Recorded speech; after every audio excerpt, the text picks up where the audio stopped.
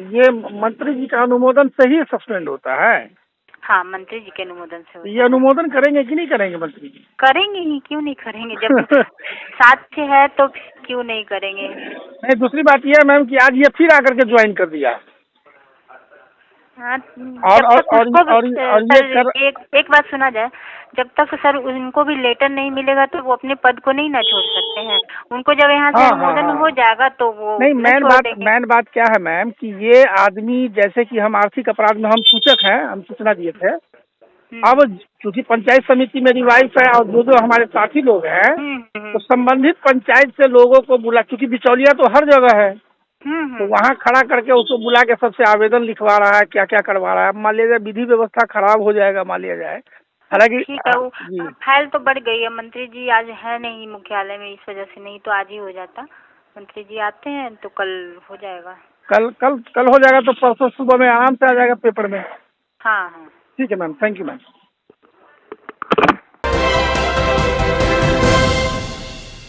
नमस्कार, आप देख रहे हैं सिटी पोस्ट लाइव। मैं हूं सृष्टि राज। सूत्रों के अनुसार एक ऐसी खबर आई है जिसे जानकर आप भी हैरान और परेशान हो जाइएगा।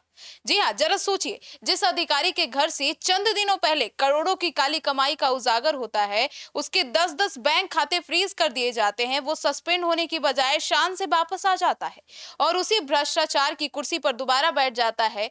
जी हां, मैं बात कर रही हूं केवटी के वीडियो चंद्रमोहन पासवान की। बीती मई 27, 2026 को आर्थिक अपराध इकाई ने इसके ठिकाने पर सघन छापेमारी की थी। जांच में बहुत कुछ मिला, और क्या कुछ मिला, क्या कुछ हुआ है, क्या है पूरा मामला, कौन है ये, इसके बारे में विस्तार से बताएंगे हमारे सहयोगी मुस्कान। करोड़ों की काली कमाई उजागर होने के बाद भी वीडियो चंद्रमोहन पासवान सस्पेंड क्यों नहीं हुआ, और क्या जीरो टॉलरेंस की जो नीति है वो सिर्फ कागज पे दिख रही है? सृष्टि, हम अभी कई टाइम से हम डिबेट कर रहे हैं, हम लोग आईएएस अधिकारी पे, जो ठेकेदार हैं, जो नेता हैं, जो कहीं ना कहीं इसमें मिले हुए हैं, और हम कहीं ना कहीं उजागर कर रहे हैं, हर नाम सामने लेके आ रहे हैं, किस किस डिपार्टमेंट में कौन कौन ठेकेदार बदमाशी कर रहा है, किसको ज्यादा ठेका मिल रहा है, किसको इनलीगल मिल रहा है। और कहीं ना कहीं हमने रिक्वेस्ट भी किया था कि अगर आपको भी पता है कि किस डिपार्टमेंट में किस ठेकेदार को ज्यादा, मतलब कुछ भी गलत दिख रहा है किसी के भी अगेंस्ट, आप हमें दीजिए। और उसके बाद से भरमार आ चुका है, पूरा मैसेज, मेरा व्हाट्सएप ले लीजिए, फेसबुक, हर जगह मैसेज भर चुका है। और उसमें से एक ये भी है, और इन्होंने पूरी सूची दी है, इन्होंने आईएएस का नंबर भी दिया है, सब कुछ दिया है। आपको बता दें, सूत्रों के हवाले जो ये खबर आई है, ये सवाल बिहार के पूरे प्रशासनिक ढांचे की नीयत पे सबसे बड़ा सवालिया निशान है।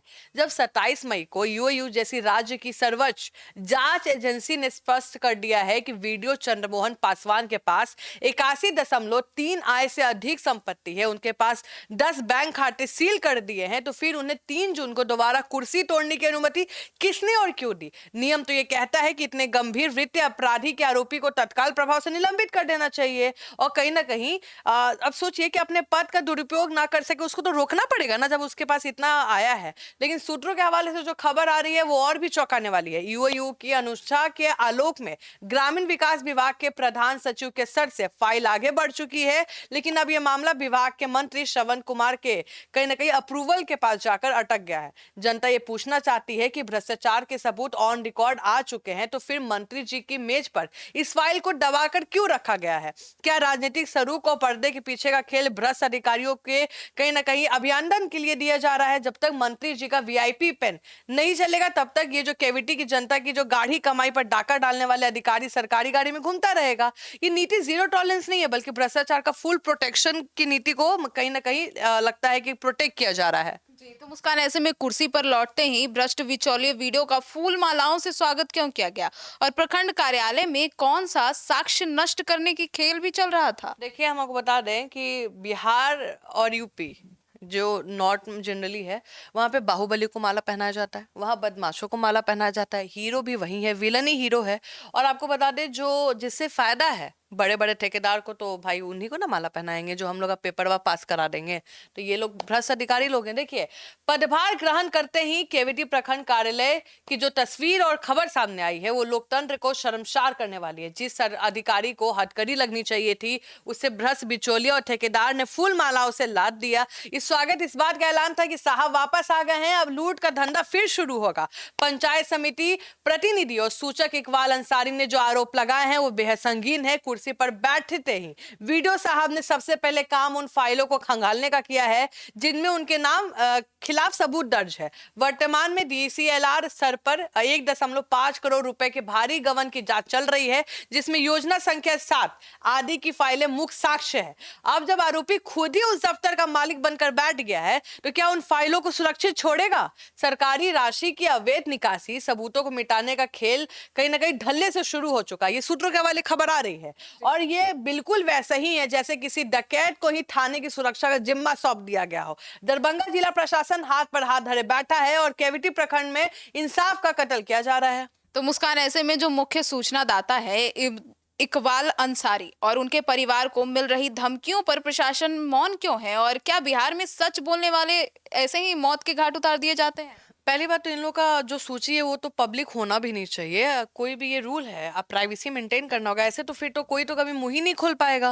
अब हम किसी का नाम भाई हम उजागर करने जा रहे हैं, हम आम आदमी हैं, मेरे साथ गलत हुआ है और अब मेरा नाम ही पब्लिक हो जाएगा तो भाई मेरे तो जान पे आ जाएगा ना वो। इस पूरे मामले का सबसे घिनौना डरावना पहलू है, आप सोचिए, विसल ब्लोअर प्रोटेक्शन एक्ट, मतलब जिसको बचाना चाहिए, जो बताता है, इसको कहता है, साफ कहता है कि भ्रष्टाचार को उजागर करने वाले व्यक्ति को पूर्ण सुरक्षा मिलनी चाहिए। मान लीजिए उनका नाम अगर बाय डिफॉल्ट या मान लीजिए खुद ही आ गया हो कि भाई ऐसा ऐसा केस है तो सरकार को प्रोटेक्शन देना होगा।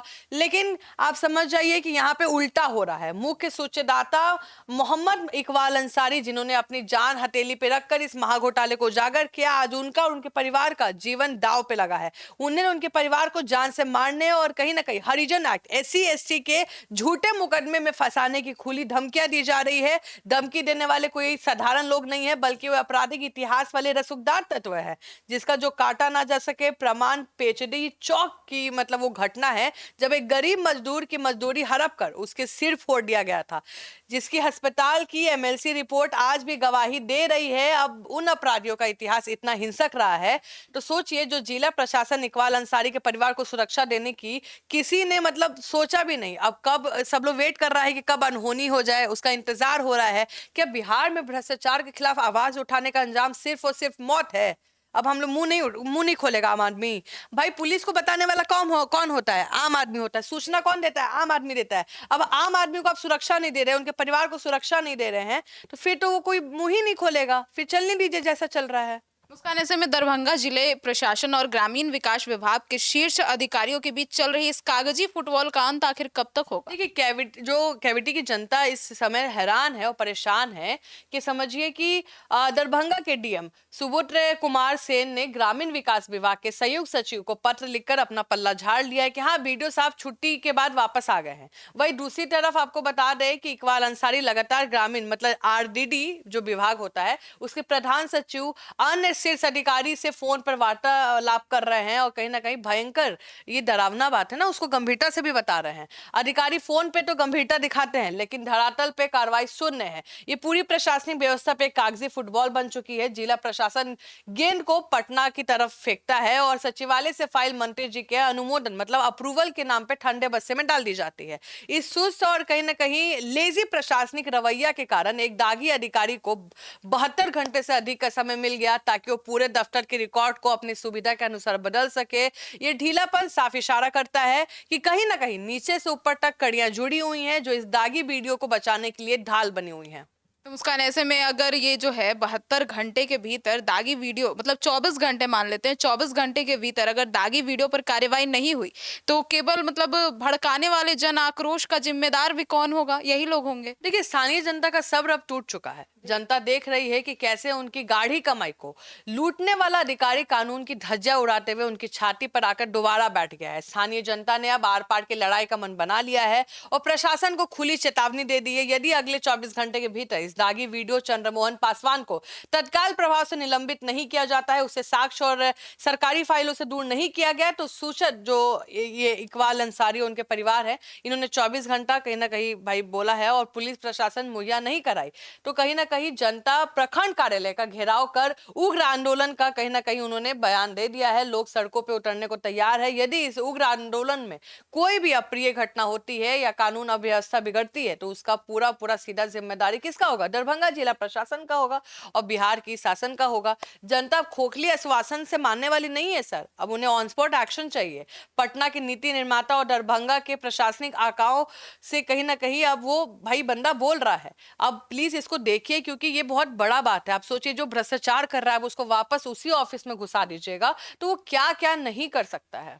तो मुस्कान, ऐसे में अब जिस तरीके से ये भ्रष्टाचार की इतनी बड़ी तस्वीर सामने आ रही है और तमाम सिस्टम पर सवाल भी उठ रहे हैं, अब जनता की अदालत इस मामले के एक एक पन्ने को तब तक खंगालेगी जब तक जो है ये पूरा जो मामला है और जो ये बात सूचना पहुंचा रहे हैं उनके परिवार को सुरक्षा नहीं मिल जाती और दागी वीडियो अपनी सही जगह यानी कि जेल की सलाखों के पीछे नहीं पहुंच जाता।